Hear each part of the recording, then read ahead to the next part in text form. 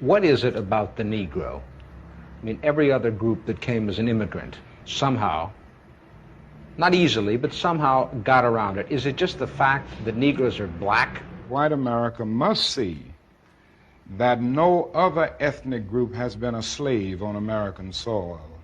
That is one thing that other immigrant groups haven't had to face.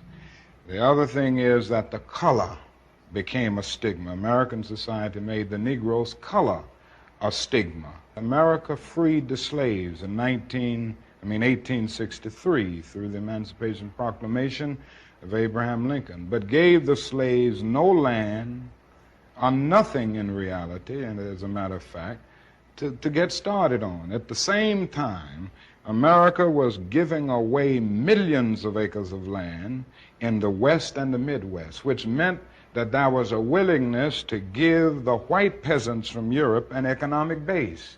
And yet it refused to give its black peasants from Africa, who came here involuntarily in chains and had worked free for 244 years, any kind of economic base. And so emancipation for the Negro was really freedom to hunger. It was freedom to the winds and rains of heaven. It was freedom without food to eat or land to cultivate, and therefore it was freedom and famine at the same time.